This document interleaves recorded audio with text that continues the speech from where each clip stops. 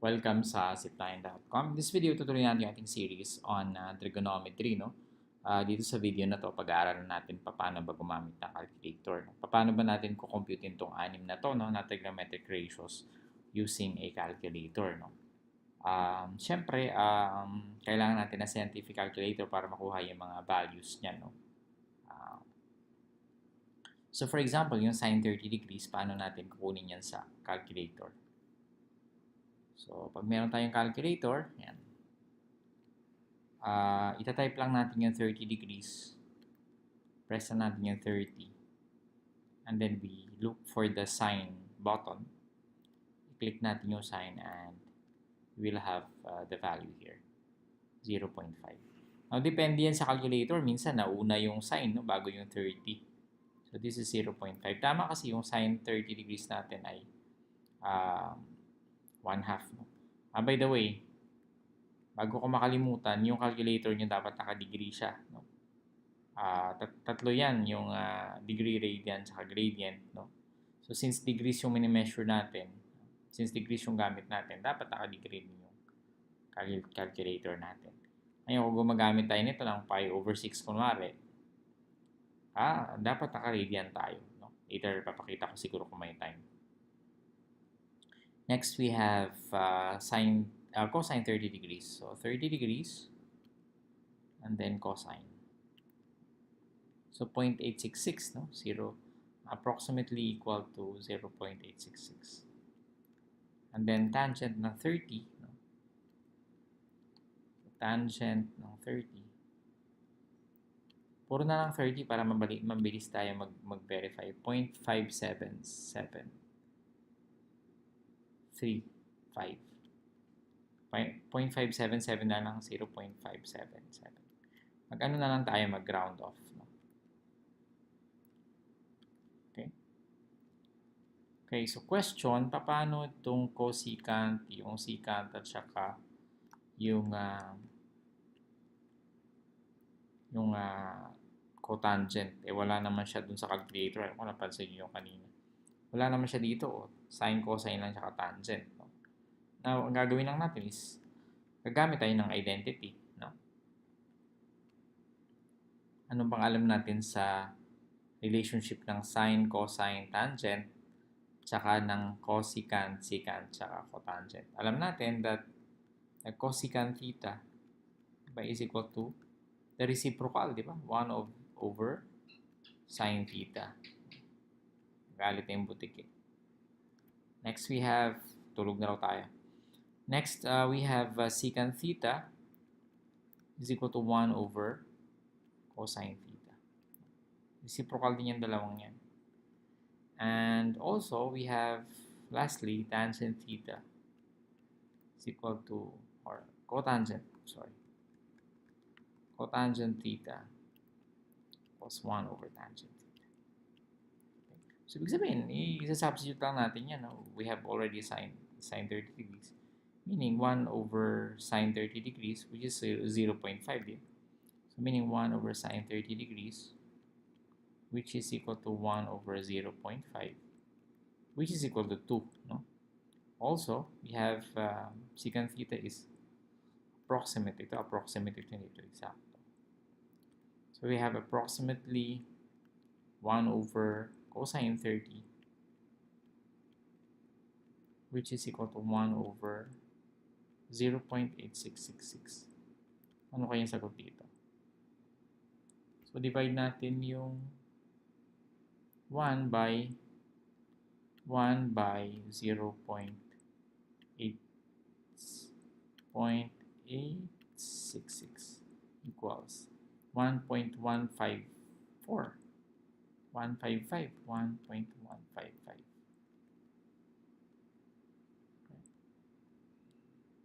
Which is, ang cotangent is 1 over tangent or 1 over tangent 30 degrees, which is equal to 1 over 0.577, which is equal to,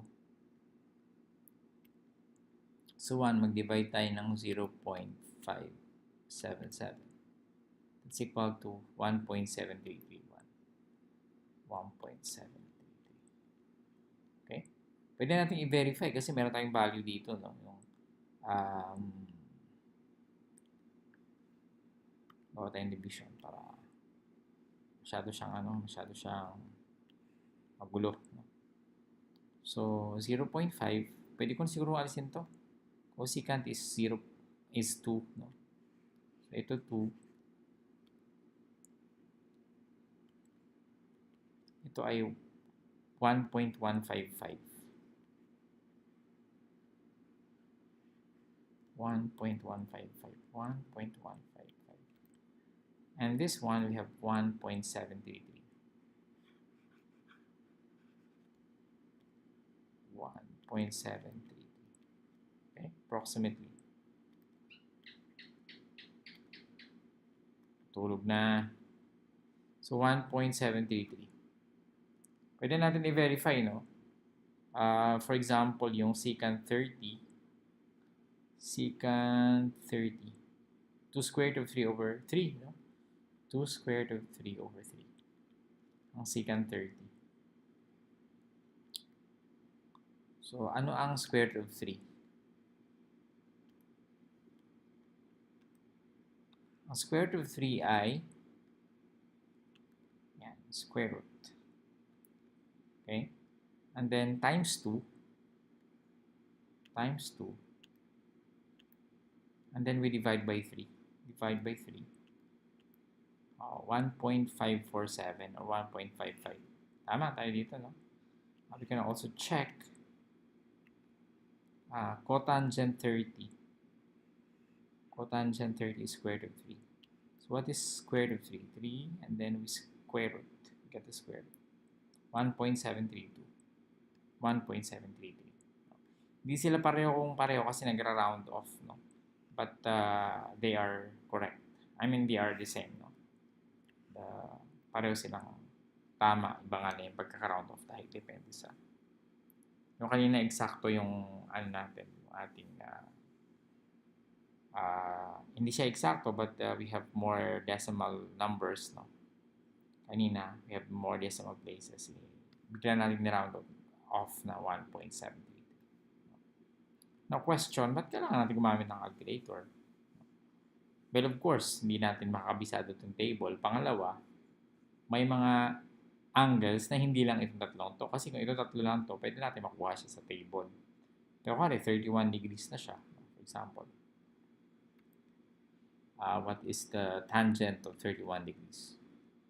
25.7 kuwari. O yun na, gagamit ka na ng calculator. Hindi na yung kaya ng ano. Hindi na siya kaya ng table. So, magiging 25.7 and then you press tangent. No? Oh, ano na pala nangyari? Anyway, 25.8 kuwari. Tangent.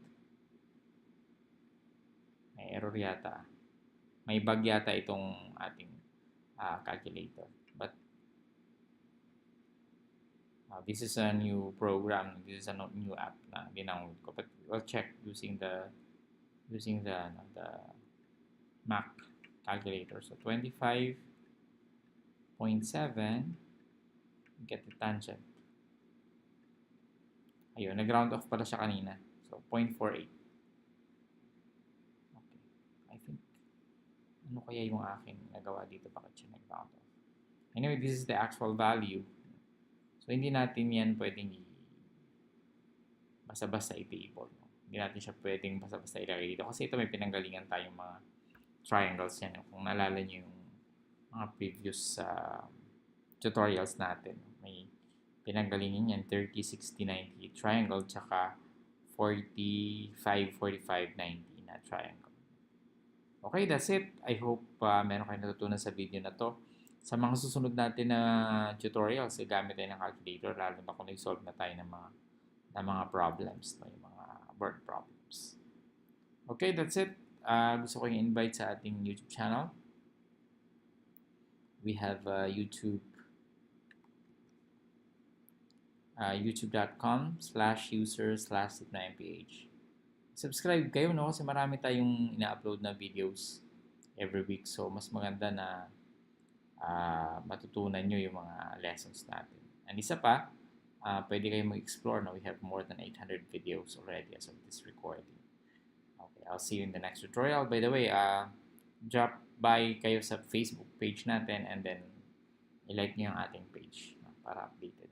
Maraming salamat. See you in the next tutorial.